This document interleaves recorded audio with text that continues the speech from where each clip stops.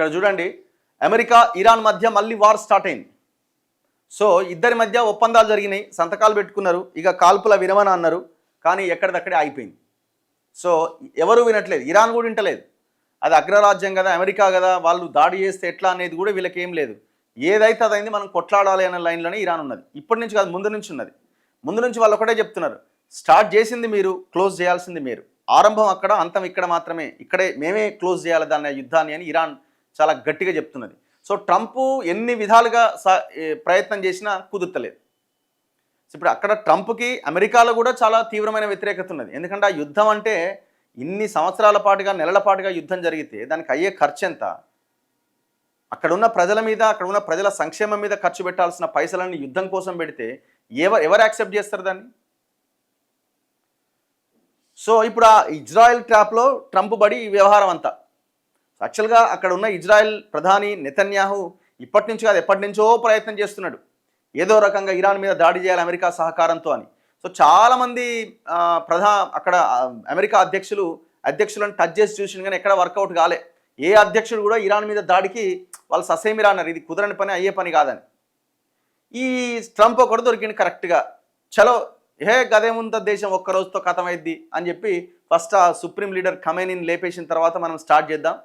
2 రోజులలో వాళ్ళు దారికి వస్తారు అనుకున్నాడు. 2 రోజులు కాదు, 6 నెలలు, 7 నెలలు, 8 నెలలు అవుతున్నది. ఇంకా ఇరాన్ ఎట్లున్నదో అట్లే నిలబడి ఉన్నది నిఠారుగా. జస్ట్ లైక్ ఉక్రెయిన్ కూడా, ఉక్రెయిన్ లాగానే. ఇప్పుడు రష్యా అంత దాడి చేసిన ఉక్రెయిన్ మీద, ఉక్రెయిన్ అక్కడ వాళ్ళు ఈజీగా డ్రోన్లు తయారు చేసి ఇరాన్ మీదకి వదులుతున్నారు. అంత పెద్ద యుద్ధాన్ని దాదాపు 2 ఏళ్లకు పైగా ఉక్రెయిన్ తట్టుకొని అక్కడ యుద్ధం చేస్తున్నది. మళ్ళీ మంటలు, పరస్పరం భారీ దాడులకు దిగిన అమెరికా ఇరాన్లోని 80కి పైగా క్షిపణి, డ్రోన్ స్థావరాలు, రక్షణ వ్యవస్థలపైన విరుచుకుపడ్డ అమెరికా. ప్రతిగా గల్ఫ్లోని 85 అమెరికా స్థావరాలపై డ్రోన్లు, క్షిపణులతో దాడి చేసిన ఇరాన్. అమెరికానేమో ఇరాన్ మీద దాడి చేస్తున్నది, ఇరాన్ ఏమో గల్ఫ్ కంట్రీస్లో ఉన్న ఈ ఖతార్, దుబాయ్, యుఏఈ ఇట్లాంటి కంట్రీస్లో ఉన్న అమెరికా స్థావరాల మీద వీళ్ళు దాడి చేస్తున్నారు. నిలిచిన చమురు నౌకల రాకపోకలు, బెదిరింపుల శకం ముగిసిపోయింది. హోర్ముజ్లో ఎవరి జోక్యాన్ని సహించం, ఎవరు ఇరాన్ అంటున్నది. ఖమేనీ అంత్యక్రియల వేళ ఉద్రిక్త పరిణామాలు, కాల్పుల విరమణ ముగిసినట్టే. ఇరాన్ పాలకులు మూర్ఖులు, చర్చలు వృధా, మళ్ళీ భారీ స్థాయిలో దాడి చేస్తాం, ఖార్గ్ దీవిని స్వాధీనం చేసుకుంటాం, ఇరాన్ చమురు విక్రయ లైసెన్స్ రద్దు చేస్తున్నాం, ప్రతినిధుల స్థాయిలో చర్చలు జరగొచ్చు, కానీ సానుకూల ఫలితం మాత్రం అనుమానమే అని ట్రంప్ అంటున్నాడు. అమెరికా దాడులతో ఇరాన్లోని బందర్ అబ్బాస్ నగరంలో చెలరేగిన మంటలు. అక్కడ వార్ జరిగితే ఇక్కడ బేర్. సెన్సెక్స్ 1677 పాయింట్లు పతనం. 8,96,000 కోట్ల సంపద, షేర్ మార్కెట్లో పెట్టిన వాళ్ళ సంపద ఆవిరైపోయింది. నెల రోజుల కనిష్ట స్థాయికి రూపాయి పతనమైంది. ఒక్క రోజులోనే 52 పైసలు డౌన్ అయింది. $80 దాటింది ముడి చమురు ధర, తగ్గిన బంగారం ధర. So situation వర్స్ట్గా తయారవుతున్నది. డాలర్తో రూపాయి వాల్యూ మరింత పతనమవుతున్నది. సో ఇప్పటికీ 92-94 రూపీస్ ఆ పైన ఉన్నది, ఇంకా పెరుగుతున్నది. సో ఇది ఏడు దాకా పోద్దన్నది. ఇప్పుడు మళ్ళీ మనకి పెట్రోల్, డీజిల్, గ్యాస్ ఈ కష్టాలు మరింత పెరిగే అవకాశాలు ఉన్నాయి ఇది కనుక కంటిన్యూ అవుతాయి. పశ్చిమాసియాలో పరిస్థితి మళ్ళీ మొదటికి వచ్చింది. యుద్ధం నిలిపివేత వ్యవహారం 1 అడుగు ముందుకు 2 అడుగులు వెనక్కు అన్నట్టుగా సాగుతోంది. తమ అనుమతి లేకుండా హోర్ముజ్ దాటుతున్నాయంటూ వాణిజ్య నౌకలపైన ఇరాన్ దాడి చేయడంతో యుద్ధం మళ్ళీ మొదలైంది. నౌకలపైన దాడులకు ప్రతిగా ఇరాన్లోని కీలక రక్షణ స్థావరాలపై అమెరికా వైమానిక దాడులు చేయగా దానికి ధీటుగా స్పందిస్తూ కువైట్, బహ్రెయిన్ సహా గల్ఫ్ దేశాల్లో ఉన్న అమెరికా సైనిక స్థావరాలపై ఇరాన్ డ్రోన్లు, క్షిపణులతో విరుచుకుపడ్డది. దీనిపైన అమెరికా అధ్యక్షుడు ట్రంప్ మండిపడ్డారు. ఇరాన్తో యుద్ధం నిలిపివేతకు సంబంధించిన అవగాహన ఒప్పందం ముగిసిపోయినట్టే అని, ఇరాన్తో చర్చలతో సమయం వృధా తప్ప లాభం లేదని ప్రకటించారు.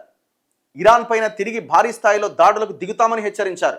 ఇరాన్ చమురును విక్రయించుకునేందుకు ఇచ్చిన లైసెన్స్ కూడా రద్దు చేస్తున్నట్టు ప్రకటించారు. ఇరాన్ దివంగత supreme leader Ayatollah Ali Khamenei అంత్యక్రియలు కొనసాగుతున్న సమయంలో ఈ పరిణామాలు చోటు చేసుకున్నాయి. సో ఇది మరి ఏడు దాకా పోతుంది, ఏమన్నా జరగవచ్చు. దాడుల భయంతో హోర్ముజ్ మీదుగా చమురు నౌకల రాకపోకలు తాత్కాలికంగా ఆగిపోయినాయి.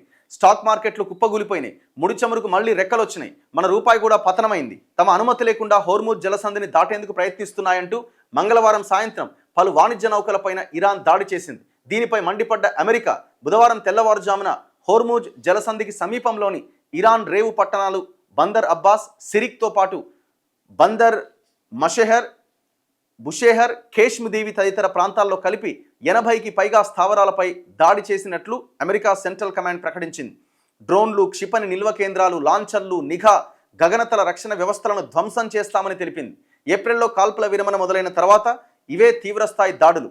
దీనికి ప్రతిగా బహ్రెయిన్లోని యుఎస్ 5th ఫ్లీట్, కువైట్లోని అలీ సలేం ఎయిర్ బేస్ సహా 85 అమెరికా సైనిక స్థావరాలపై ఇరాన్ డ్రోన్లు, క్షిపణులతో దాడి చేసింది. బుషేహర్లో అమెరికా అత్యాధునిక డ్రోన్ MQ-9ను కూల్చేసినట్లు ఇరాన్ రెవల్యూషనరీ గార్డ్స్ కోర్ట్స్ ప్రకటించింది. సో అమెరికా డ్రోన్ని ఇరాన్ కూల్చేసిందట. అమెరికా ఒప్పందాన్ని ఉల్లంఘిస్తోంది, మరిన్ని దాడులు చేస్తామంటూ నిరంతరం బెదిరిస్తోంది.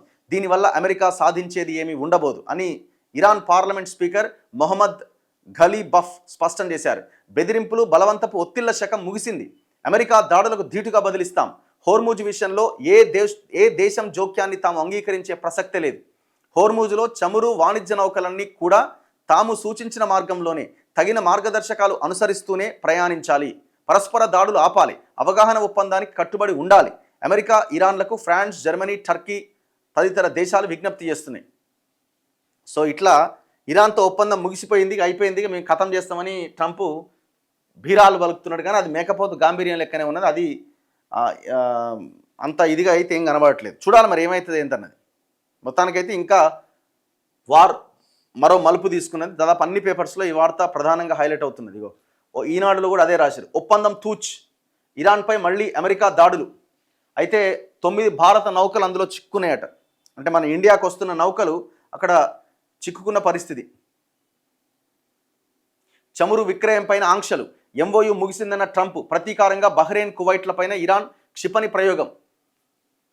హోర్ముజ్లో ఖతార్, సౌదీ అరేబియా నౌకలపైన ఇరాన్ దాడి చేసింది.